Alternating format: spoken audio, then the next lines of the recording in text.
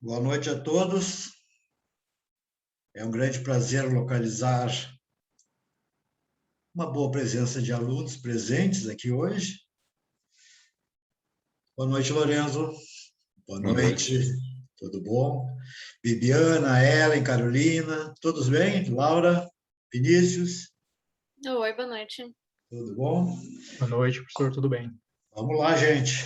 Vamos à luta. Nós já tivemos um feriado, né?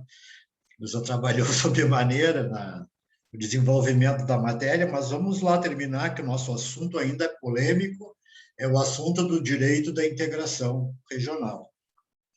Bom, em primeiro lugar, eu gostaria de relembrá-los acerca do que nós já falamos há umas 2 semanas atrás, quando nós tratamos acerca de dois institutos básicos do direito da integração, qual seja o princípio da intergovernabilidade e o princípio da supranacionalidade. Por que eu estou fazendo referência específica a esses institutos? Porque eles vão se determinar, vão ser aplicados de acordo com o sistema jurídico adotado para a integração regional de opção. Cada estado opta pelo seu próprio sistema, que pode, evidentemente, como falamos na última aula, perpassar por certos degraus, iniciando pelo livre comércio, depois se desenvolvendo através da união aduaneira, chegando ao mercado comum e, sobremaneira, estabelecendo o último patamar na chamada união política e econômica. Nós vemos que cada um destes sistemas vai adotar uma espécie básica de adoção de normas jurídicas, ou a fórmula pelas quais o Estado se compromete com a integração regional. Em primeiro lugar, o Brasil, diante do Mercosul, ele se compromete de uma maneira bastante sem significado dentro do contexto do que efetivamente é a integração.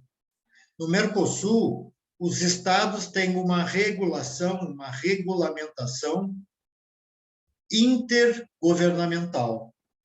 Ou seja, eles vão se relacionar dentro do sistema através de normas que eles editam, né? São normas que são criadas pelo Mercosul e que vão perpassar necessariamente aos respectivos congressos nacionais dos estados que fazem parte do bloco. Assim sendo, por exemplo, o Mercosul imaginou a criação de uma moeda comum. Em primeiro lugar, eu já posso antecipar a vocês que o Mercosul, nos objetivos que pretende alcançar, jamais vai ter moeda comum, a não ser que o Mercosul mude de parâmetro e tente criar uma espécie de união política e econômica. O Mercosul, quando muito, na adoção de uma política como a moeda comum, ele vai ter que questionar se isto é válido para os Estados-membros.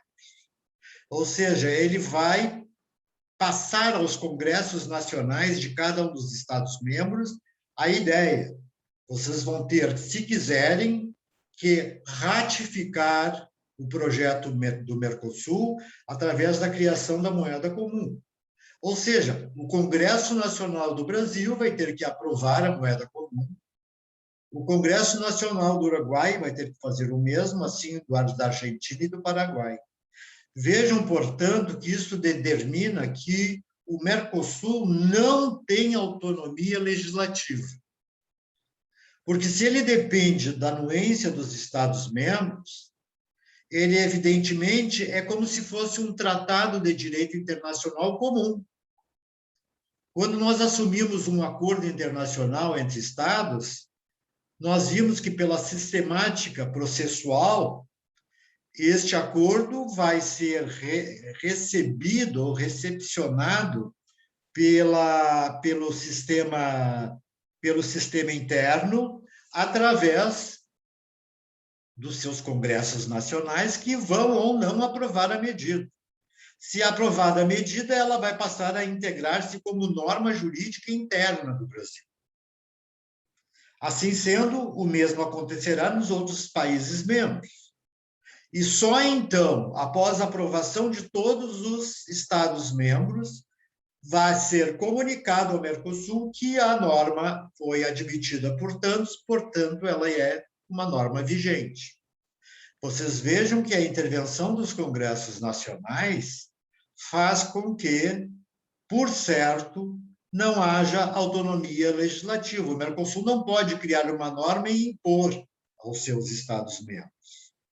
De qualquer sorte, eu já antecipo, se o Mercosul pretende ser um mercado comum, ele vai ter que mudar a estrutura da regra jurídica adotada para o segundo elemento básico complementar do sistema da integração, que é a chamada supranacionalidade.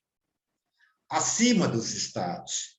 Normas jurídicas editadas pelo sistema do grupo, caso concreto da União Europeia, onde todos os Estados-membros vão estar obrigados a cumprir aquelas normas, sem discutir a sua aceitação ou não. Na verdade, o sistema supranacional impõe a estes Estados-membros, que na Europa são 27, né? Ela impõe aos Estados-membros o quê, pessoal? Ela impõe que os Estados obedeçam, tenham correlação, coordenação com estas normas e não possam descumpri-las. Então, vejam, neste sentido, a supranacionalidade traz uma grande vantagem. Ela é obrigatória para os Estados-membros. Ela tem primazia sobre os direitos internos. Ela tem hierarquia e superioridade perante esses mesmos sistemas internos. Então, tudo que é deliberado ao nível de União Europeia se torna automaticamente obrigatório para os Estados-membros. E o Estado-membro que não quiser adotar a norma, se for membro efetivo, ele terá que sofrer uma determinada, digamos, reprimenda, ou uma censura, no sentido de cumpri-la, sob pena de ser suspenso ou excluído do grupo. Porque este é o sistema do Mercosul, desculpe, da União Europeia. Certo, pessoal? Então, aqui vocês estão diante de dois sistemas que se congregam, um com mais vantagens do que o outro, quando se fala em integração regional. E vejam bem, integração regional também significa o quê, pessoal? Também significa entrega de parte de soberania estatal para esta ordem chamada supranacional. Ou seja, cada Estado da União Europeia outorgou, através de suas próprias constituições federais, o poder de elaborar normas jurídicas em seu nome. Ou seja, cederam soberania a esta ordem superior. E, portanto, não podem alegar que está sendo menosprezada a sua soberania. Porque condição sine qua non é a cedência de parte da soberania. Certo? Muito bem. Nós vimos que os sistemas, então, vão evoluir de acordo com uma pequena escada, iniciando pela zona de livre comércio. Ora, a zona de livre comércio constitui-se, na verdade, num agregado de estados. Vamos colocar aí 4 estados para fazer uma formalização mais singela, onde existe uma livre circulação de mercadorias entre eles. Todas as mercadorias criadas, industrializadas, produzidas pelos Estados-membros, elas circulam dentro deste bloco livremente, sem impostos, sem taxas e sem nenhum impedimento ao nível de barreira comercial.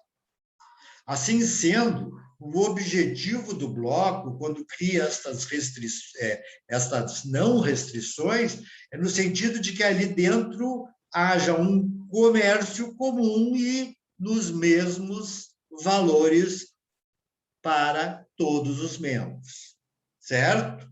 Ou seja, não pode haver nenhuma restrição qualitativa ou quantitativa. Eu não posso, por exemplo, num Estado membro do livre comércio, estabelecer o preço de um produto maior do que dos meus parceiros do bloco. Se eu vendo arroz por 100, ele será vendido em todo o bloco por 100. Se eu vendo soja por 50, em todo o bloco ele vai circular por 50. Ou seja, não há uma taxa complementar, não há um imposto complementar ou absolutamente quaisquer outras questões que possam determinar, né, uma restrição ao desenvolvimento do sistema. O sistema é livre. Ali dentro, os produtos, certo, circulam livremente. E com isso nós criamos o quê? Criamos uma força contrária às tentativas de países de fora do bloco de tentarem ingressar no bloco com valores mais vantajosos, digamos assim. Ou seja, se dentro do bloco nós temos um valor de 100 para o arroz, eu, por evidência, não vou comprar da China por 200. Eu não vou comprar da União Europeia por 500. Né? Eu não vou comprar dos Estados Unidos por um valor superior ao 100. Então, seja, a ideia, em princípio, é de fortificar o bloco internamente. Todos eles conseguem produzir e vender até mesmo para fora do bloco de maneira mais vantajosa. O que não pode é eles receberem produtos externos dentro do bloco por valores inferiores àqueles estabelecidos no bloco. Se o arroz é 100, nenhum dos países membros pode comprar de fora por 50. E aí nós já atingimos o segundo patamar da integração regional. Qual seja, pessoal? O que nós chamamos de união aduaneira. A união aduaneira é a união de todas as aduanas dos Estados-membros, ou aquele local onde entram e saem os produtos, e que invariavelmente são ali quantificados os valores de entrada e de saída, né? Então, a união aduaneira ela é determinante da criação de uma tarifa externa comum. Ou seja, quando se estabelece a regra da tarifa externa comum, todos os estados que vão comprar de fora são obrigados a comprar com a mesma tarifa. Ou seja, com o valor do produto mais um percentual que é fixado de forma uniforme para todos. Todos vão comprar o arroz por 100 mais 5%, por exemplo. Ninguém pode, evidentemente, cobrar menos que os 5%, porque se deixarem ingressar dentro do bloco aqueles estados que fazem o sistema predatório internacional no comércio, estes estados querem quebrar o bloco, eles querem impedir que o bloco evolua, porque eles vão entrar no bloco por valores menores e vão se desenvolver dentro do bloco, né, através de medidas que vão ser medidas que são absolutamente impossíveis de se imaginar dentro daquilo que se imagina a integração. Eu compro da China por 5, eu compro dos Estados Unidos por 5, o mesmo produto. As tarifas externas são idênticas. Ou seja, nenhum país pode entrar dentro do bloco sem que esta tarifa seja paga pelo Estado que a adquire, certo?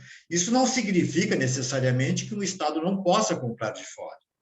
Claro que pode, desde que respeite a tarifa externa comum, certo? Este segundo patamar, na verdade, é a chamada união aduaneira, ou seja, que tangencia a ideia de uma tarifa externa comum. A terceiro degrau desta escada, certo? E só para voltar um pouquinho, pessoal, por exemplo, lá no livre comércio, nós temos o exemplo do NAFTA norte-americano, né? Ou seja, o mercado livre norte-americano entre Estados Unidos, Canadá e México, certo? Nós, supostamente, temos um mercado livre no Mercosul, entre Argentina, Paraguai, Uruguai e Brasil. O que nós sabemos não é bem assim, né? Nós já estaríamos complementando o sistema de livre comércio, já estaríamos no sistema de união aduaneira, segundo os teóricos, de modo imperfeito ainda, porque a maioria das taxas não foram unificadas, certo? Ou seja, alguns produtos estão taxados de maneira comum, outros produtos não estão taxados. E isto faz com que o bloco consiga encontre inúmeros conflitos entre seus membros, né? À medida em que países mais fortes, como o Brasil, dentro do bloco, possa negociar outros produtos que não estão tabelados pela tarifa externa comum, e que o Brasil eventualmente impôs os produtos, por exemplo, industrializados brasileiros, os produtos vinculados à questão mineradora, entre outros produtos. Assim sendo, quando chegamos ao terceiro degrau, nós estamos num degrau muito importante, que, aliás, o Mercosul pretende chegar, que é a chamada zona de mercado comum. A zona de mercado comum, além de ser uma zona de livre comércio, além de ser uma zona de união aduaneira, ela assume mais uma feição. Cada um desses degraus vai assumindo a soma de um sistema sobre o outro. E na zona de mercado comum, existe uma livre circulação de mercadorias, que é típico do livre comércio, que abrange fatores da produção, certo? E adota práticas comuns entre todos, evitando diferenças no interior do bloco que possam provocar desigualdades. Ou seja, aqui existe o que chamamos de livre circulação de bens, pessoas, serviços e capitais. Veja que nós não estamos falando mais apenas do jargão econômico. Nós já estamos falando no fator social. O fator econômico, pessoal, é aquele típico dos dois primeiros degraus, o livre comércio e a união aduaneira. O mercado comum, ao contrário, ele já envolve a abertura de todas as fronteiras entre os estados, como se não existissem as fronteiras. Assim sendo, nós criamos um grande mercado que é comum. Nós criamos um mercado em que as pessoas circulam livremente e, portanto, as pessoas que são habitantes no Mercosul podem transitar livremente em todo o bloco, sem fiscalização, sem necessidade de investigações ou parecido, sem a juntada de documentos específicos, né? Esta livre circulação também envolve os bens, que podem ser de qualquer natureza. Eu posso levar um bem, eu posso trazer um bem livremente, sem pagamento de taxas, impostos e tributos gerais, né? Eu posso envolver dentro desta união comum a própria moeda nacional. Então, vamos envolver aí o peso, o real e os guaranis, que poderiam ou deveriam ser livremente aceitos entre todos os estados, que é muito difícil acontecer, evidentemente, né?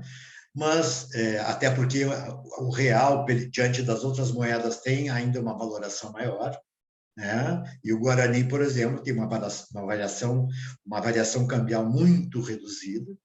Então, por isso, não são aceitos, porque aqui você não consegue depois encontrar quem assuma o pagamento de compra, aquisição de algum produto por moeda estrangeira. Mas essa seria a realidade do mercado comum.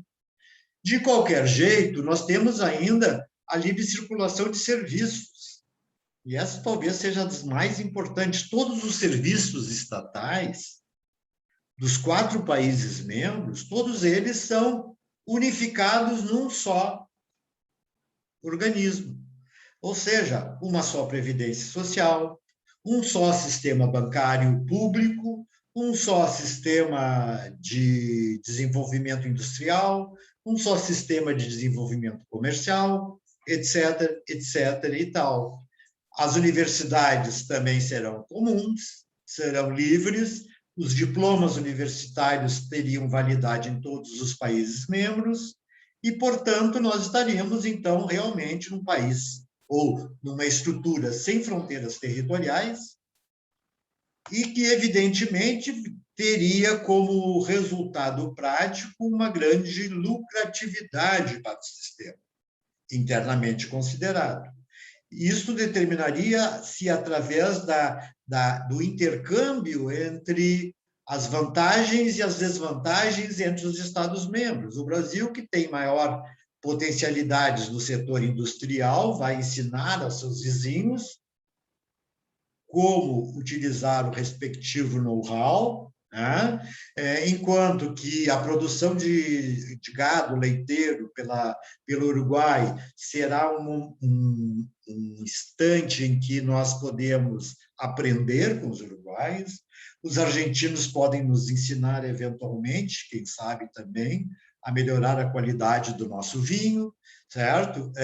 Já os paraguaios podem melhorar a qualidade da erva mate e assim por diante.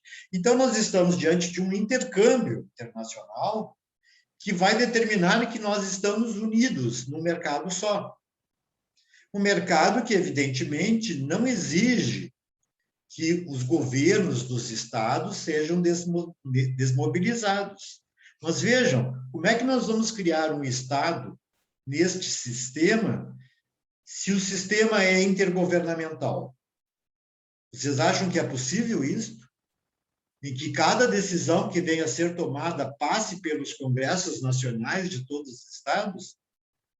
Nós temos decisões dentro do Congresso Nacional Brasileiro, oriundas do Mercosul, que estão paralisadas há mais de 10 anos. Elas não andam dentro do Congresso, não tem interesse que elas prossigam. Assim ocorre com o Uruguai, assim ocorre com o Paraguai. Então, vejam, um sistema destes de mercado comum só funcionará efetivamente no momento em que houver uma regra determinante e obrigatória para todos. E isto só será adotado se nós optarmos pela supranacionalidade. Certo? Muito bem. Adiante, nós temos a chamada Zona de União Econômica e Monetária, ou Zona de União Econômica, simplesmente, que aí sim existe uma fusão dos mercados nacionais e implica na igualdade de condições econômicas e liberdades de mercado entre todos. Implica na criação também de uma moeda única, como ocorreu com o euro, ou pelo menos a existência de câmbios entre as moedas que sejam fixos e que tenham convertibilidade obrigatória dessas moedas nos países membros. É óbvio, pessoal, que as nossas moedas do Mercosul nunca terão paridade entre si. Em primeiro lugar, porque não são moedas conversíveis. O que é uma moeda conversível? O que é uma moeda conversível? É aquela moeda que se mostra padrão no comércio internacional, nas grandes negociações internacionais, a moeda que é aceita por todos e que, por isso, tem valor. Este valor está inferido dentro de praticamente apenas duas moedas. Uma, o dólar, e outra, o euro. Basicamente, nem o iene, nem a moeda chinesa teria graus de convertibilidade, se não estas que estão consignadas pelas regras adotadas e unificadas pelo comércio internacional. Todas as negociações internacionais, inclusive no Mercosul, são feitas ao nível de moedas conversíveis. Não são reais, nem são pesos, nem são guaranis. Nós temos aqui o quê? Nós temos negócios entre os nossos vizinhos em dólares, certo? Porque essa é uma moeda passível de conversão.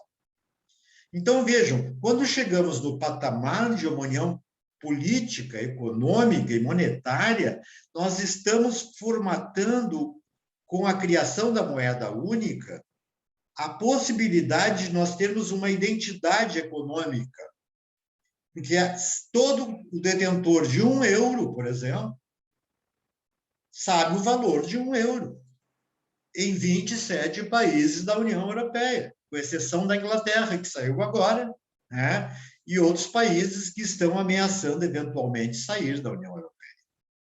O que eu estou referindo é que a identidade monetária de todos faz com que todos lucrem sob uma moeda que é comum a todos. Ou seja, uma moeda que se tornou plenamente conversível, uma moeda vinculada ao comércio internacional entre muitos estados e uma moeda que tem livre trânsito internacional, todos aceitam. Esta é a realidade que vai determinar a força da União Europeia e a possibilidade deles comercializarem suas mercadorias, seus serviços, seus produtos da maneira mais vantajosa possível. Muito bem, pessoal. Vamos falar, e aqui eu estava simplesmente revisando o que já foi dito, vamos falar um pouquinho do Mercosul. Vamos começar com o Mercosul, depois falamos da União Europeia. Bom, o marco de aproximação entre os países do Cone Sul iniciou-se entre o Brasil e a Argentina. Isso ocorreu em 1986. E esta regra objetivou estabelecer uma seara econômica comum através da abertura de mercados entre o Brasil e a Argentina. Só o Brasil e a Argentina, certo? Esta aproximação bilateral entre os dois países, então, concentrava a ideia de se criar este livre comércio e até o mercado comum apenas entre o Brasil e a Argentina. Ocorre que esta determinação dos países, destes dois países, estimulou a economia dos outros dois países, que são nossos vizinhos.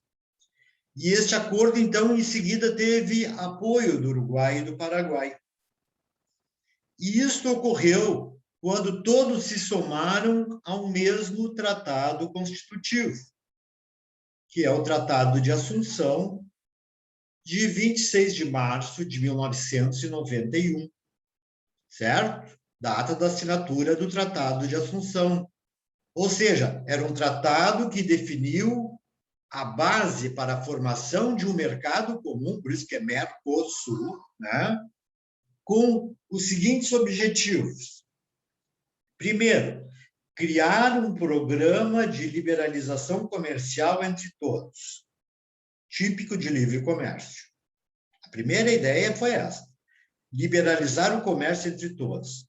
Pergunto a vocês, o comércio entre os 4 países, não estou nem contando com a Venezuela, que está fora suspensa. Os países, o programa de liberalização comercial funciona entre os 4 países? Pensem bem, nós podemos livremente negociar produtos entre o Brasil, Argentina e Paraguai? Nós já temos um livre comércio? E eu vou dizer a vocês, não. Temos parcialmente. Porque, dependendo dos interesses de um Estado ou de outro, certos produtos não entram nesta lista. E para que haja livre comércio, todos os produtos têm que ser livres. Certo? Ou seja, nós teríamos que criar reduções de tarifas e eliminação de restrições chamadas não tarifárias. Em outras palavras, nós temos que criar, por exemplo, se quisermos estabelecer tributos entre nós, uma tarifa comum entre nós, para que ninguém pague um pelo outro. Em segundo lugar, eliminar quaisquer restrições de natureza não tarifária. Por exemplo, uma restrição legal. Eu só compro da Argentina 100 toneladas de arroz. Pronto. Eu só compro do Uruguai 300 quilos de carne. Eu só compro do Paraguai 500 sacas de soja. Eu adquiro do Uruguai e assim por diante.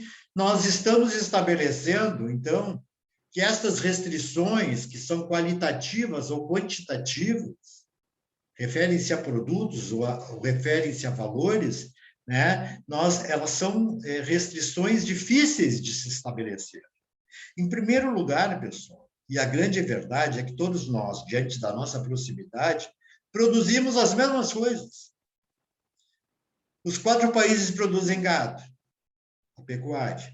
Os 4 países produzem soja. Os 4 países produzem arroz. Os 4 países produzem outras mercadorias e outros produtos idênticos. Então, vejam, se nós vamos fazer uma concentração dos interesses entre todos, nós teríamos que viabilizar que estes produtos em excesso deveriam sair do nosso mercado e serem exportados para fora. Porque, evidentemente, o que ocorre é o seguinte, como entra uma excessiva quantidade de arroz no Brasil, e o Rio Grande do Sul, né, produz uma quantidade imensa de arroz também, nós temos super safras.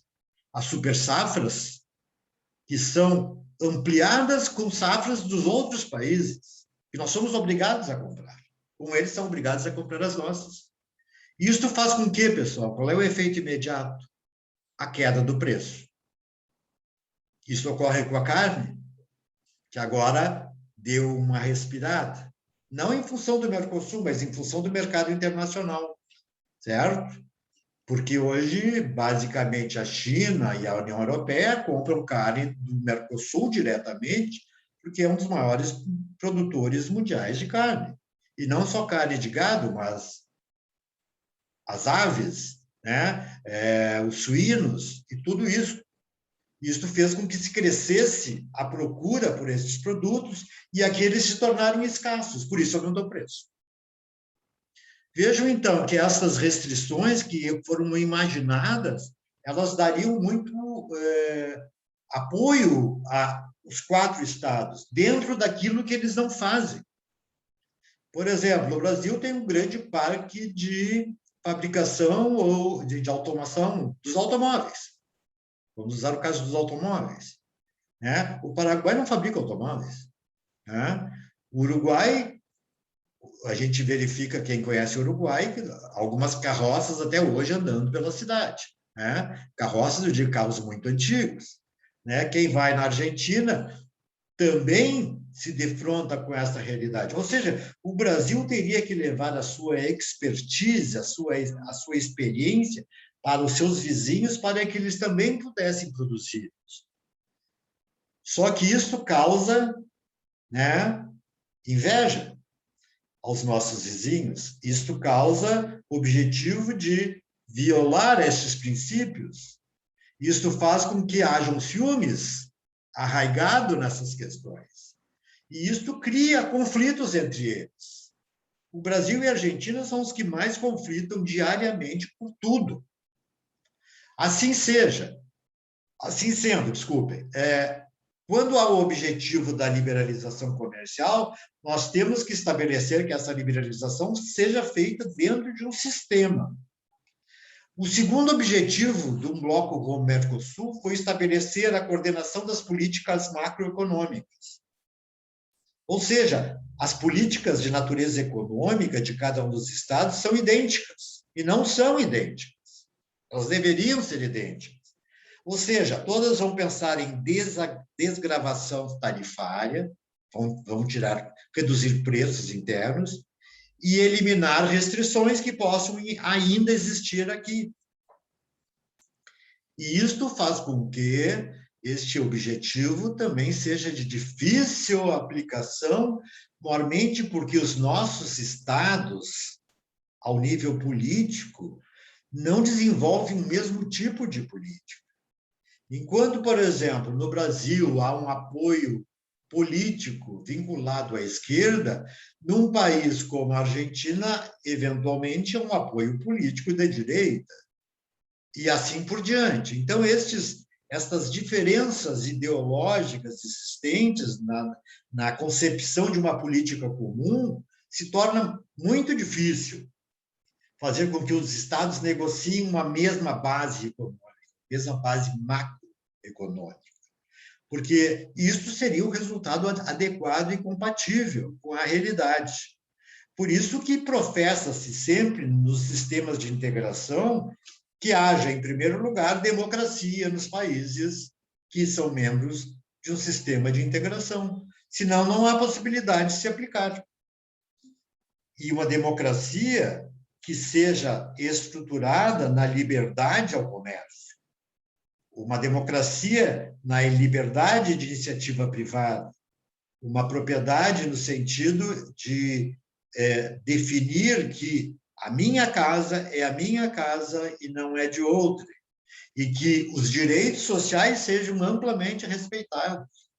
Tudo isso é estrutura de um sistema que, se perfeito, se mostraria muito adequado e muito correto.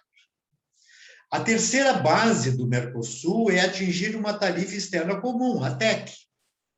Depois de ultrapassar o sistema de liberalização comercial, nós temos que estabelecer essa tarifa externa comum, veja, tarifa de produtos que vêm de fora, entre todos os membros, criando, então, incentivos para que eles venham competir externamente.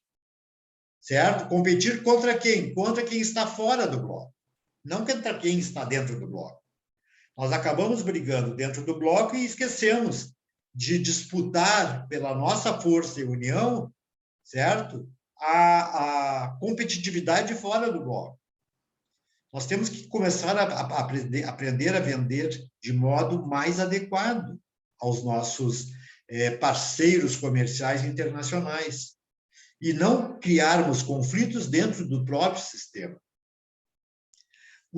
A quarta modalidade de objetivo do Mercosul foi no sentido de criar um regime geral de origem, um sistema de solução de controvérsias e uma cláusula de salvaguardas. Ora, pessoal, tudo isso é considerado como objetivos quase que utópicos para o Mercosul. Que todas as questões envolvendo o sistema tenham uma mesma origem, quase que um só governo, uma só posição. Isso não se consegue com intergovernabilidade. Certo? Em segundo, como é que nós vamos resolver as controvérsias internas entre os membros? Vocês devem imaginar que são muitos os conflitos entre os países membros. E esses conflitos têm que ser resolvidos dentro do sistema, não fora. Porque se nós levarmos isso para fora, nós estamos, na verdade, criando mais impedimentos ao desenvolvimento dos nossos sistemas de integração. Então, o que nós temos que fazer? Resolver os nossos conflitos internamente. Como é que se resolve no Mercosul? Tudo iniciou com as negociações diretas. Os diplomatas de cada um dos estados negociavam as formas de resolver, certo? Este sistema de solução de controvérsias, posteriormente, foi adaptado. Hoje, o sistema para resolver as controvérsias no Mercosul é o sistema chamado de sistema arbitral. Aliás, eu vou aproveitar o ensejo e vou dizer a vocês que, a partir da próxima aula, eu vou abrir um espaço especial de matéria não prevista neste programa, mas que vocês não podem sair da faculdade sem saber, que é a questão da arbitragem. Arbitragem interna e arbitragem internacional. Até porque isto é a solução das questões postas ao nível de judiciário que já se mostram insubsistentes. Então, nós vamos dar uma aula a respeito da arbitragem. E eu acho que ela vale a pena pelo que vocês vão carregar a partir daqui, dentro de uma devida atenção ao conteúdo, certo? Para que vocês entendam de arbitragem. Vocês estão numa universidade, desculpe, numa escola, que é uma escola de negócios. Vocês não podem esquecer isso. Vocês estão numa escola em que operam-se os negócios. E os negócios internacionais, sobremaneira os negócios privados, só são resolvidos por arbitragem hoje em dia. Ninguém mais quer socorrer-se do judiciário.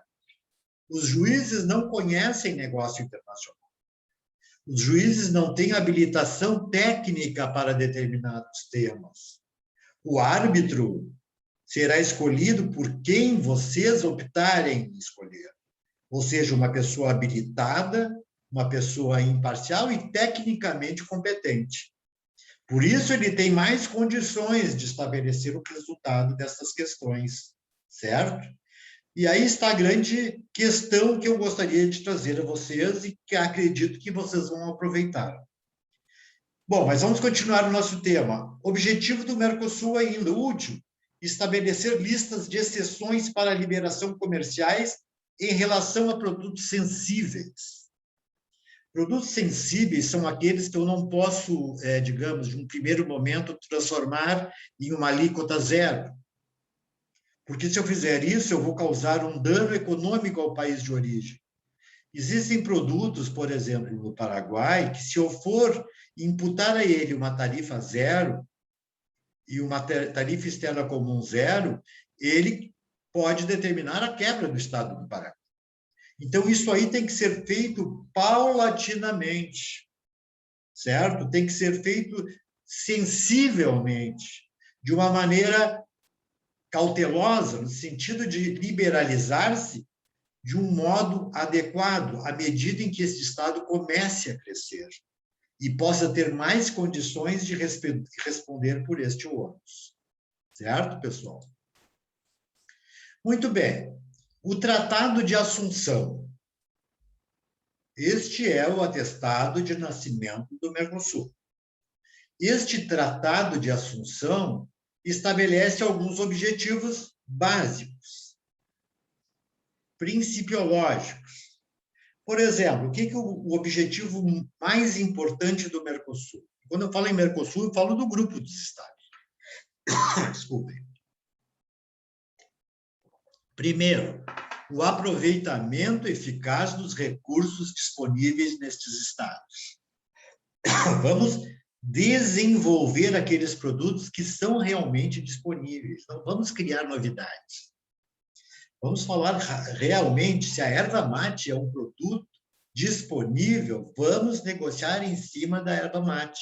Vamos aproveitar eficazmente e fazer com que ela entre no comércio internacional de um modo adequado. Desculpem o exemplo, mas é o que me socorreu agora. Segundo objetivo, o que não vem sendo muito respeitado, a preservação do meio ambiente. A ideia é criar-se um órgão unificador para preservar o meio ambiente dos 4 países membros. Ainda, a melhora nas conexões físicas entre os Estados. Viabilizar mais facilidade de trânsito dentro dos Estados. A coordenação dessas políticas chamadas macroeconômicas para que se crie uma só política comum entre todos. E, finalmente, um complemento setorial da economia com gradualidade, devagar, flexibilidade, maleabilidade e equilíbrio. Porque cada um dos Estados-membros tem diferenças estruturais entre si, certo? O país mais forte é o Brasil, seguido da Argentina, posteriormente do Uruguai e, finalmente, o Paraguai. Nós temos que respeitar essa ordem. O Brasil reclama muitas vezes de que o Mercosul não é interessante para o Brasil. O Brasil preferiria estar no comércio internacional sozinho. O Brasil sempre teve uma certa aproximação com os interesses ideológicos norte-americanos. É o que os americanos fazem. O Brasil queria negociar com o mundo todo sozinho. Até porque ele é um país continental, né? E quem tem as vantagens, efetivamente, acabam tendo as vantagens, são os países mais fracos. Porque aqueles que não conseguiam colocar os produtos, hoje estão colocando. Hoje eles estão entrando no mercado internacional. Então, essas considerações que estão estabelecidas como objetivos do Tratado de Assunção são muito importantes ao nosso conhecimento. Bom, vejam o que eu falei no início da aula sobre intergovernabilidade, né? A opção do Mercosul foi estabelecida dentro do sistema da intergovernabilidade, com flexibilidade e sem nenhuma instituição supranacional, sem nenhum órgão que comande esta ordem. O que, aliás, infelizmente, foi uma decisão ou uma opção bastante infeliz, sob o meu ponto de vista. Porque nós estamos conduzindo esta política de integração, tomando decisões, cumprindo objetivos do tratado, certo? Sem que isso tenha tido efeito, porque os congressos nacionais trancam, impedem o desenvolvimento dos nossos objetivos. Se houvesse por exemplo, uma espécie de pedagogia feita entre todos os congressos nacionais, que militassem dentro de um sistema identificável, dissessem assim, ações ou decisões do Mercosul serão sempre, e dentro de certos critérios, obrigatoriamente aceitas. Mas não ocorre isso. Os países que não querem demonstrar sua oposição ao Mercosul simplesmente fazem o quê? Deixam os projetos de lei, os projetos de regulamento parados nos escaninhos do Congresso Nacional, seja na Câmara ou no Senado. Parados. Ou seja, não há como utilizar-se de um sistema que acaba sendo absolutamente inflexível diante dos governos internos. Esses governos, e vejam bem, os governantes, e aí eu incluo deputados e senadores, eles não têm interesse em fazer Mercosul. Mercosul não dá voto, pessoal. O voto que eles imaginam é o Bolsa Auxílio, é a Minha Casa Minha Vida, essas coisas que chamam a atenção das camadas com maior dificuldade, e, aliás, a camada majoritária do Brasil, e que, evidentemente, levam os votos correspondentes. Agora, se eu vou falar, eu consegui aprovar uma resolução do Mercosul sobre Previdência Social, ninguém sabe o que é isso. Embora as vantagens que possam advir possam ser até maiores de qualquer auxílio e benefício que possa ser concedido por um Estado. Certo? E isto é um problema. Isto é um problema, porque no momento em que os Estados não reconhecem o seu poder de determinar isto diante de um órgão centralizador, a gente não consegue desenvolver o sistema. Eu tô diante de uma expectativa que o Mercosul vai quebrar, se continuar dentro do mesmo sistema. Como é que se estabelece a representação internacional deste bloco, Mercosul? Quem compõe este bloco vejam, tipicamente político. Quem representa o bloco é o ministro das Relações Exteriores de cada um dos países e os ministros da economia de cada um desses países. E aí está o senso político da questão. Vejam, o atual ministro das Relações Exteriores do Brasil e o atual ministro da Economia, eles são representantes do governo Bolsonaro. O governo Bolsonaro, segundo a suposição de alguns países, é um governo de direita. Este governo de direita, segundo consta, é um governo que impede o desenvolvimento de certas pretensões que não sejam aquelas do Brasil.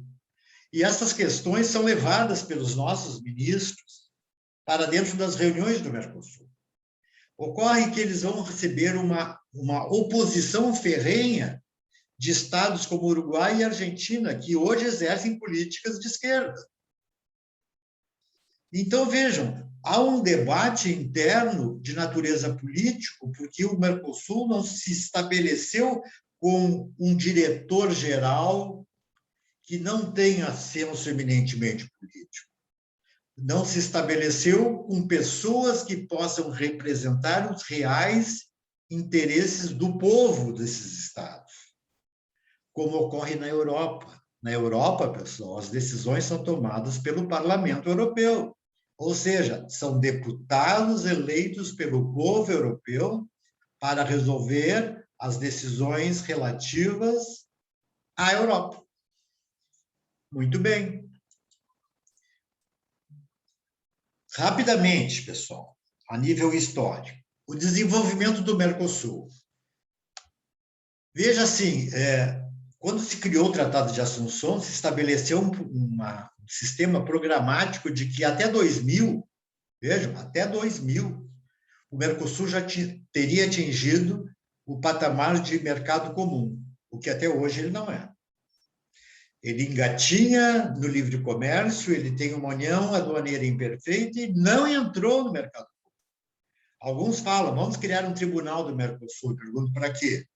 Vamos criar uma moeda única. Para quê? E assim por diante. Vamos unificar isso, vamos unificar aquilo. Nós não chegamos ao patamar que nós esperávamos no ano 2000. Aliás, a gente nunca faz política estabelecendo, formalmente política econômica, estabelecendo prazos. Eu não posso dizer que em 2025 eu estou rico. Como é que eu vou dizer isso? Eu vou dizer que em 2030 eu estarei pobre de novo? Eu vou criar um decreto dizendo o que vai acontecer, e seja, os fatos econômicos, eles são voláteis, eles não são fixos, eles não criam-se como uma absoluta uniformidade, eles não evoluem como se fosse um projeto pré-definido. Então, o que nós temos, pessoal? Veja assim, em 1995, o projeto que eu vou falar agora era para ter chegado, para ser consolidado em 1992. Veja, em 1995, o Mercosul transformou-se em uma união aduaneira. E eu pergunto, nós temos uma união aduaneira até hoje? Isso falando de 95. Pessoal, isso é quase 20 anos. Mas tudo bem. Em 2006, só em 2006, quando o objeto é que em 2000 tudo estivesse implementado, em 2006, a Venezuela e os Estados-membros confirmaram um pacto de adesão ao sistema. Ou seja, em 2006 entra no sistema a Venezuela. Hoje, a Venezuela está suspensa do Mercosul. Por quê? Porque ela não professa o ideal democrático. Certo? Quais são os membros associados do Mercosul, que não são partes, mas estão vinculados ao Mercosul, visando garantir a promoção dos requisitos e requerimentos do sistema? São 5 os membros associados: o Peru, o Equador, a Colômbia, o Chile e a Bolívia. Associados são aqueles estados que podem vir a se tornar membros futuramente, mas que já têm algumas negociações diretas com o Mercosul e que são aparelhadas as negociações do próprio Mercosul. A formação do Mercosul, na verdade, é fonte de polêmica, porque possui um quadro institucional sem características de supranacionalidade. Os órgãos do Mercosul, e eu vou dizer quais são esses órgãos depois, aquilo que faz com que o Mercosul funcione, certo? Ele funciona na concepção de um órgão decisório que não decide, porque depende dos congressos nacionais dos Estados-membros. E porque não tem a característica da supranacionalidade, que obriga, que impõe. Os estudiosos pregam a necessidade de harmonização legislativa entre os Estados-membros. Seria uma solução. Vamos nos reunir todos, vamos sentar numa mesa de negociações e vamos estabelecer agora, vamos harmonizar a legislação tributária dos 4 países. Vamos harmonizar a legislação civil. Vamos harmonizar a legislação criminal e assim por diante. A grande ideia seria criar, então, esta uniformização legislativa. Se todos os países têm as mesmas leis, não precisaríamos da supranacionalidade, concorda? Porque, afinal de contas, as leis são as mesmas. Então, nós não temos que criar mais uma inovação para determinar o mesmo fato. Então, vejam, a tentativa de criar essa harmonização legislativa foi determinada a um órgão próprio do Mercosul que teria que fazer a aproximação entre os Estados-membros, através dos respectivos congressos nacionais. O que nunca obteve sucesso, porque simplesmente este órgão encarregado disso também não tem poder decisório, não pode decidir nada. Se ele conseguir, ele não decide. E quem é que decide? Lá em cima, o Conselho Mercado Comum, ou o Grupo Mercado Comum, que são outros órgãos institucionais, e que são meramente políticos. Ora, se nós não conseguimos nem harmonização, para compatibilizar os direitos internos com as regras do direito internacional, se torna mais difícil, porque nós não conseguimos sequer estabelecer tratados internacionais entre nós, que pudessem, aos poucos, ir unificando as regras de conduta. Ou seja, o Brasil é membro de um tratado internacional que a Argentina não é e o Paraguai não é, mas pode ser que o Uruguai seja. O Uruguai é membro de um tratado internacional, outro que o Brasil e a Argentina não são. Ou seja, essa necessidade de compatibilizar o direito deles poderia ser feita através dos tratados. Cada tratado envolvendo uma matéria específica, só que eles nunca se reuniram com estes objetivos. Nunca tiveram estes objetivos, certo? Muito bem. Assim sendo, lá que nós estamos falando do protocolo, do Tratado de Assunção. Este Tratado de Assunção, pessoal, ele já tem 7 protocolos complementares. Como o Tratado de Assunção, em suas características, se vocês tiverem oportunidade, deem uma lida no Tratado de Assunção, que é desse tamanhozinho, uma coisinha de nada, né? E muito pouco entendível, né? Vocês vão ver que ele precisava de emendas, de alterações, de modificações estruturais em seu contexto. E vejam, nós temos o primeiro tratado que complementa o Tratado de Assunção, chamado Protocolo de Las Lenhas. Las Lenhas é uma localidade da Argentina. Isto foi estabelecido em 1993. O Tratado de Assunção foi de 91 e em 93 já estamos fazendo uma alteração. E aqui nós estabelecemos um princípio importante, a cooperação jurisdicional civil, comercial, trabalhista e administrativa. Nós fizemos um sistema de cooperação e não de unificação. Os Estados devem cooperar entre si nessas matérias, no direito civil, no direito comercial, no direito trabalhista e no direito administrativo. Pergunto, funciona? Não saiu do chão. Segundo protocolo que foi criado já em 95, o Protocolo de Buenos Aires. O Protocolo de Buenos Aires criou a jurisdição internacional em matéria de contratos. Ou seja, os contratos do Mercosul seriam todos unificados. Não preciso perguntar para você se funcionou, né? Obviamente que não funcionou. Então, vejam, esses protocolos acabam sendo inócuos, utópicos, não existem. Terceiro, o protocolo sobre medidas cautelares. Ou seja, que os Estados pudessem, entre si, estabelecer pedidos urgentes. Por exemplo, para a prisão de alguém que se evadiu para o Brasil, do Uruguai. Através de uma extradição, pedido de busca e apreensão de menores num país membro do Mercosul, todas aquelas medidas que são urgentes, que não podem demandar tempo. Então, este protocolo sobre medidas cautelares, que também é de 95, estabelecia que o cumprimento dessas medidas entre os Estados-membros seria imediato. Vocês sabem quantos protocolos desses, de medidas cautelares, estão em tramitação no Congresso Nacional hoje? Nenhuma, todos estão arquivados. E veja, é matéria judicial de importância. O juiz decidiu buscar e apreender menores que estão na posse de um pai maluco, por exemplo. Certo? Então, vejam, essas questões que são de natureza judiciária, que tinham que ter urgência, elas acabam também não tendo nenhum efeito. O quarto protocolo, o protocolo de Ouro Preto, que é de 1996. Este protocolo de Ouro Preto criou a personalidade jurídica do Mercosul, estabelecendo que o Mercosul é uma organização internacional. definindo a sua estrutura institucional e quais seriam os seus órgãos. Eu pergunto a vocês, o Mercosul é uma organização internacional?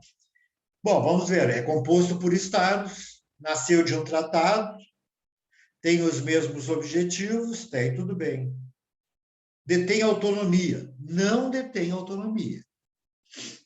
Porque para ser uma organização tem que deter a autonomia própria. As decisões que toma deveriam ser obrigatórias. Primeira decisão básica e formal sobre a impossibilidade da personalidade jurídica ser de direito internacional. Ela não é uma organização. O quinto, o protocolo de responsabilidade civil em acidentes de trânsito. Todos e quaisquer acidentes de trânsito seriam julgados da mesma forma e um só seria o direito aplicável a todos, através de uma jurisdição internacional competente, chamada Direito Internacional Privado, que nós vamos ainda estudar, se Deus quiser nos permitir ainda este semestre.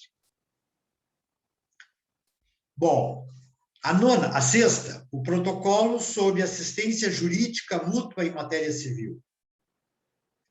Essa é de 2000. Este protocolo seria uma notificação de atos de produção de provas, localização de pessoas e medidas acusatórias. É uma medida idêntica ao protocolo de medidas cautelares que já não funcionou. Portanto, ela é uma repetição daquilo que já existia, com uma pequena vantagem, que os Estados-membros do Mercosul teriam direito a uma assistência judiciária gratuita. Ponto. Que nunca ocorreu, nunca foi aplicado. E, finalmente, o protocolo de Olivos, que vai determinar a solução de controvérsias. E aí é que se cria o Tribunal Permanente de Revisão, com sede em Assunção, em relação aos laudos arbitrais derivados do Mercosul. Eu falei a vocês que as decisões do Mercosul são dadas por arbitramento, certo?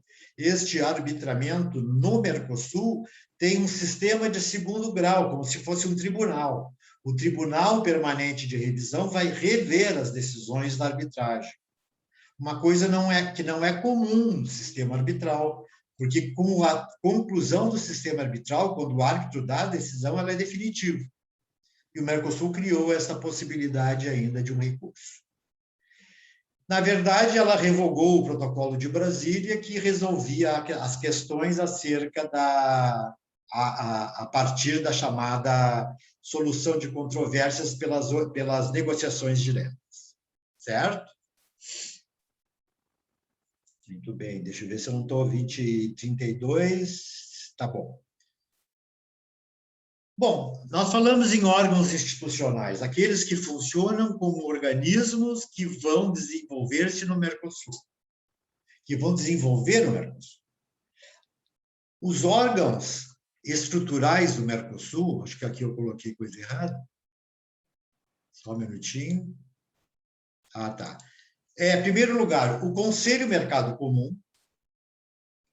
O Conselho Mercado Comum, que é o órgão encarregado, pessoal, que é o órgão encarregado de representar executivamente o Mercosul, como se fosse o presidente da República. É o órgão mais importante do Mercosul, certo? Este órgão seria representado pelos presidentes das repúblicas dos 4 países, pelos ministros das Relações Exteriores e pelos ministros da Economia. Órgão, portanto, político. Em segundo lugar, o chamado Grupo Mercado Comum. O Grupo Mercado Comum é o órgão, digamos assim, enquanto que aquele primeiro é mais de natureza legislativa, este é um órgão realmente executivo, porque ele vai aplicar as políticas e as decisões do Conselho Mercado Comum. Mas, como nós já falamos, este Grupo Mercado Comum é composto apenas por políticos. Ou seja, quem compõe o Grupo Mercado Comum são os ministros das Relações Exteriores. Adiante, nós temos a chamada Comissão de Comércio do Mercosul, que é um órgão de assessoramento do grupo, que está encarregado de criar a chamada União Aduaneira, formular políticas comerciais que sejam comuns diante de terceiros estados, especialmente na área da concorrência desleal. Olha só o que se diz aqui. Essa comissão tem essa obrigação e ela não funciona. Está integrada por 4 membros titulares de cada estado, coordenados pelos ministros das Relações Exteriores. As decisões que eles tomam chamam-se diretrizes, porque não são decisões. Não tem força obrigatória. Adiante, nós temos a chamada Comissão Parlamentar Conjunta. Esta Comissão Parlamentar Conjunta é aquela que deveria unificar os direitos comuns entre todos os Estados-membros, acelerar a entrada em vigor de normas comuns entre os membros, harmonizar as legislações, e esta comissão, repito, que não funciona adequadamente, porque ela não conseguiu nada até hoje. Pessoal, o Mercosul foi criado em 90, nós estamos em 2021. Ela é composta por 64 parlamentares, certo? Ou seja, 16 membros de cada estado. Cargos, pessoal, aí o pior, políticos, comissionados. E vamos dizer mais, que infelizmente não fazem nada. Depois temos um Fórum Consultivo Econômico e Social, que representa os setores comerciais, econômicos e sociais dos países integrantes. Temos uma secretaria administrativa, que é o órgão que secretaria todos os demais órgãos. Este órgão edita, inclusive, o Boletim Oficial da União Europeia. Certo? Estruturalmente, então, eu gostaria de referir que a questão envolve um sistema político, exclusivamente político, que não tem manifestação política obrigatória, que tem que passar pelos congressos nacionais e, portanto, só vai decidir quando todos os congressos nacionais aprovarem. Invariavelmente, um dos congressos desses 4 estados não aprova uma medida, então nós não temos regras. As regras têm que ser para todos. Entenderam como é que é a grande questão envolvendo isso? Bom, pessoal, eu tenho agora aqui a analisar de uma maneira bastante simplista, bem reduzida, a questão vinculada à União Europeia.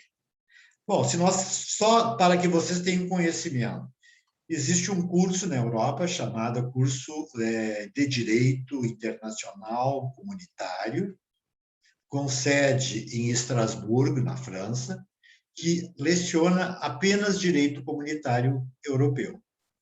Este curso, que só leciona isso, tem 6 anos.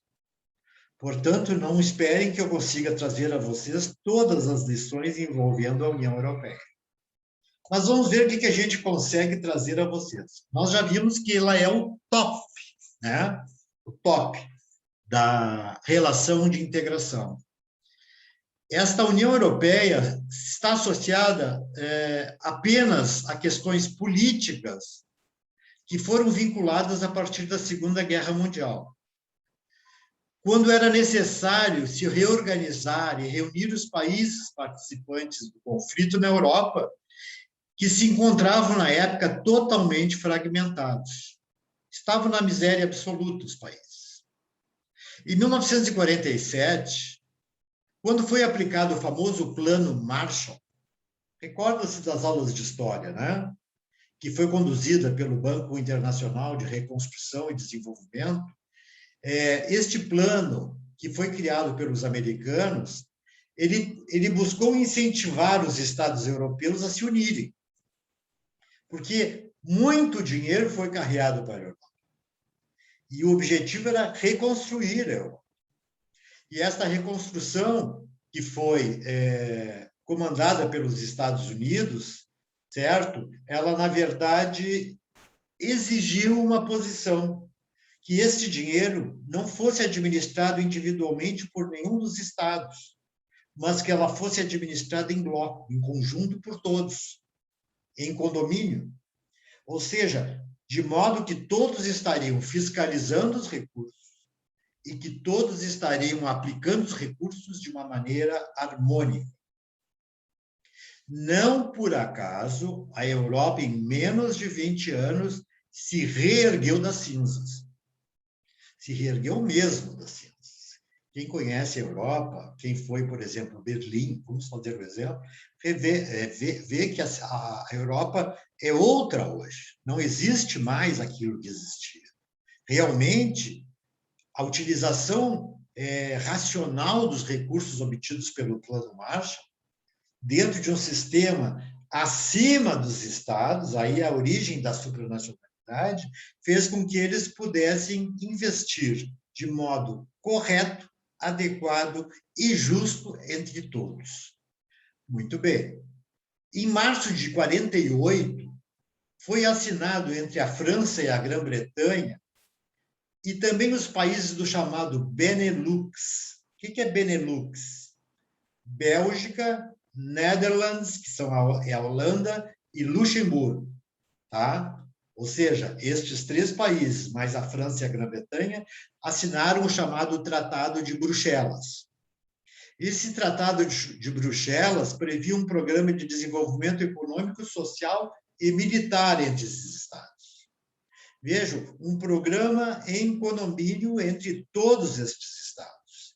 Vejam a primeira união na Europa: França, Grã-Bretanha, Bélgica, Holanda e Luxemburgo. 5 países que se unem através deste Tratado de Bruxelas, criando um programa econômico, social e militar entre eles. Isso foi em março de 48. Em maio de 48, criou-se o chamado Conselho da Europa, um órgão que tinha o objetivo de estabelecer uma cooperação em torno dos valores democráticos, tá? Diante dos ideais soviéticos que eram comunistas. Ou seja, o Ocidente europeu se reuniu, estes eram os países membros, uniram-se num chamado Conselho contra as políticas de exclusão soviéticas, que eram nitidamente comunistas. Este Conselho da Europa desenvolveu a ideia de livre circulação de bens, pessoas, serviços, garantindo a liberdade e o exercício de todos os direitos políticos para os seus cidadãos. O que não havia, pessoal, no lado oriental da Europa. Recordem-se, a Europa foi dividida em 2 pedaços depois da Segunda Guerra. O lado ocidental e o lado oriental, que ficou sob a supervisão da União Soviética. O lado oriental, que ficou sob a supervisão americana, francesa e britânica. É claro que a parte ocidental se desenvolveu muito mais porque os soviéticos não tiveram condições mínimas, nem recursos financeiros para desenvolver a sua parte de seu conteúdo dentro daquela parcela de poder. Então, os países do leste europeu eram países pobres, muito pobres. E isto causava, evidentemente, uma certa retração desses países do leste contra os países do ocidente. O exemplo clássico disso é o Muro de Berlim, né? O Muro de Berlim dividiu a cidade de Berlim, que era a capital alemã, na Segunda Guerra, em 2 facções. De um lado, os soviéticos, de outro lado, os americanos, franceses e britânicos. Isso foi a partilha da guerra. Não esqueçam que a União Soviética e os Estados Unidos eram aliados da Segunda Guerra. E esses outros estados também aliados. Mas logo que terminou a Segunda Guerra, o que aconteceu? Eles passaram a brigar entre si. E aí nasce o grande germe da União Europeia. Ou seja, a ideia de evitar uma terceira grande guerra no seu território. Com a assinatura do Tratado do SECA, que é a Comunidade Econômica do Carvão e do Aço, motivo determinante dos conflitos envolvendo a Primeira e a Segunda Guerra Mundiais, um conflito entre a Alemanha e a França, certo? Ou seja, eles discutiam o monopólio sobre o carvão e o aço. Por que o carvão e o aço? Porque o carvão e o aço são os produtos determinados para a criação das armas, certo? E eles dois queriam a hegemonia sobre a criação de armas. já imaginando uma outra luta. E aí que foi a ideia de criar-se um organismo que unificasse todos os países que produziam carvão e aço para evitar que quaisquer um deles partisse para o conflito armado. Assim sendo, quem é que participou desta comunidade do carvão e do aço? A Alemanha, a Bélgica, a França, a Itália, Luxemburgo, a Holanda, fato ocorrido em 1951. Vejam, esta comunidade do carvão e do aço já estava sob a supervisão da supranacionalidade, o primeiro passo do sistema. Posteriormente, criou-se um único mercado comum na Europa que para a produção do comércio do carvão e do aço, abolindo-se quaisquer barreiras comerciais e facilitando a circulação dos trabalhadores ligados a essas atividades. O segundo passo estrutural para a subida ao topo do sistema de integração, que era a União. Em 1957, foi assinado, o Tratado de Roma. E aqui, em 1957, foi criado o chamado Euratom, Comunidade Europeia da Energia Atômica, onde os estados reuniam-se através de recursos para desenvolver energia nuclear para a produção, vejam bem, não de bombas, mas de energia elétrica e outros fins pacíficos. Ou seja, eles juntaram todos os elementos determinantes de conflitos na Europa, como o carvão e o aço e agora a energia atômica, dentro de sistemas vinculados à supranacionalidade. Os países foram se unindo cada vez mais e foram buscando estabelecer regras em conjunto. Por isso que a regra está acima dos estados, porque eles estão lá em cima administrando o sistema. Ok? Muito bem. Igualmente, também em 57, criou-se a Comunidade Econômica Europeia. Ou seja, a Europa passou a se constituir de 3 básicos pilares. Primeiro, a segurança comum. Segundo, as relações internacionais entre os estados. E terceiro, a economia dos estados. Estes são os elementos que compõem o direito comunitário europeu. As demais ramos do direito são subsidiados pelos próprios Estados-membros. Certo?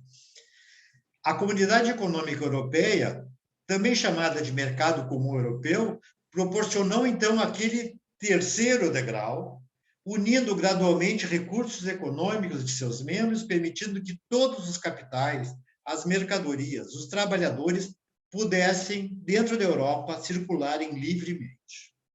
Certo? Continuando.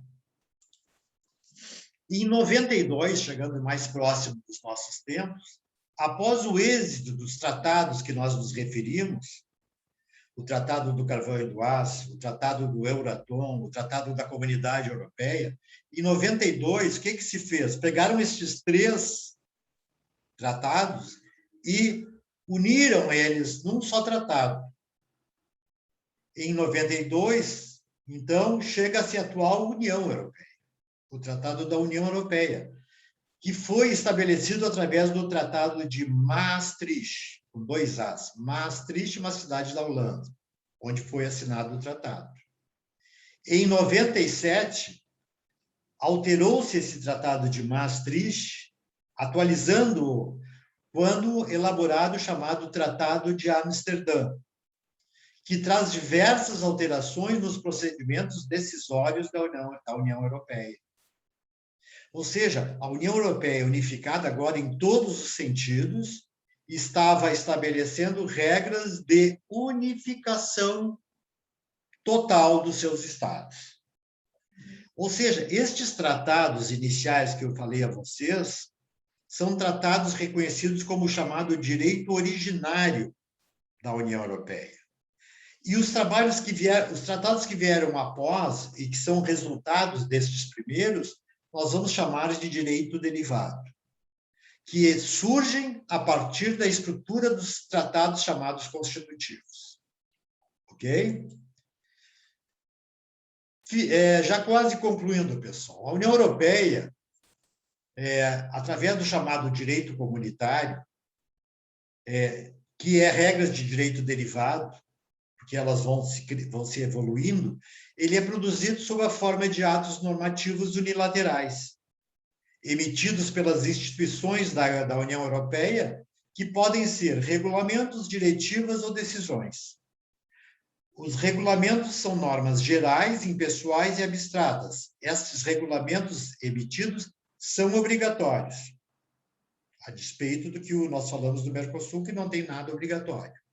As diretivas são aquelas que envolvem um ou mais Estados-membros e são objetivamente internalizados pelo destinatário em prazo determinado. Ou seja, ordens determinadas e originadas pela União Europeia. E, finalmente, as decisões, que são instituições comunitárias, Estados-membros ou empresas que não são obrigatórias. Agora, concluindo, pessoal. Quais são os órgãos institucionais da Europa, da União Europeia? Quem exerce a administração da União Europeia? Em primeiro lugar, o Parlamento Europeu, que tem sede em Estrasburgo, na França, cuja representatividade é do cidadão europeu. Pessoas que se habilitam a deputados para aprovarem leis da União. Segundo, temos o Conselho Europeu, que tem sede em Bruxelas, na Bélgica. Este conselho é a representatividade dos Estados-membros, de todos os estados, ou dos 27 estados que compõem a União Europeia. Nós temos ainda a Comissão Europeia, que também tem sede em Bruxelas, na Bélgica, que tem como funções a atuação executiva ou o cumprimento efetivo das regras da União Europeia. Temos um Tribunal de Justiça, que tem sede em Haia, na Holanda, certo? Temos um Tribunal de Contas, que tem sede em Luxemburgo. Temos um Banco Central Europeu, que tem sede em Frankfurt, e temos um Banco Europeu de Investimentos, que também tem sede em Luxemburgo. Vocês imaginem que tudo isso, na verdade, constituiu um grande aparato como se fosse um superestado. Por isso, estes órgãos institucionais equivalentes àqueles que existem no Estado, o Poder Executivo, Legislativo e Judiciário. Todos eles com funções praticamente idênticas, mas que só administram interesses da comunidade. Certo, pessoal? Bom, eu sei que no adiantado da hora, vamos concluindo por aqui. Eu gostaria que vocês não se preocupassem muito, esta matéria é, evidentemente, mais sobremaneira histórica, e ela tem um peso importante na esfera jurídica, porque ela define a inovação dos sistemas internacionais de direito mundo afora. De qualquer maneira, eu quero agradecer a todos pela presença até essa hora, especialmente aos que aqui estão presentes assistindo a minha aula, e gostaria de informá-los que na próxima aula a gente vai analisar a questão vinculada, então, à arbitragem interna e internacional. Ok? Existe alguma pergunta que gostariam de fazer? Não? Não, sem pergunta, professor. Ok, Ellen, obrigado.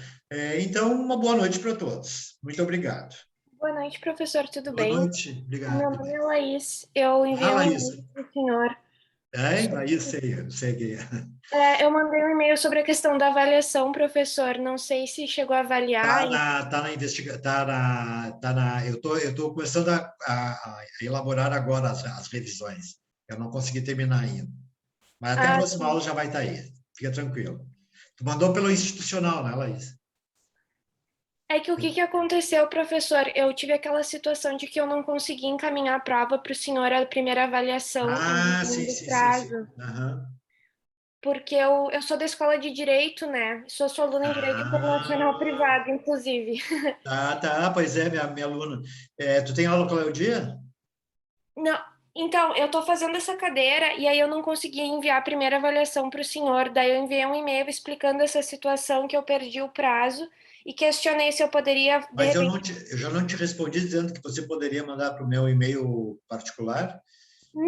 Não, professor, o senhor me disse assim, por favor, me lembre na próxima aula. Me Por isso lembro. eu... Então, faz o seguinte, Laís, amanhã tu me manda um e-mail, tá? Tá, No meu privado, tá? ricardo@cobolt.com.br. Eu vou me sim. lembrar, sem dúvida nenhuma.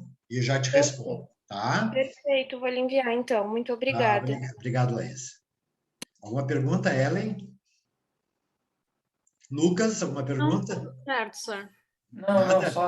só queria desejar uma boa semana, professor. Obrigado, Lucas. Muito obrigado. Bom fim Deus de quiser. semana para todos também.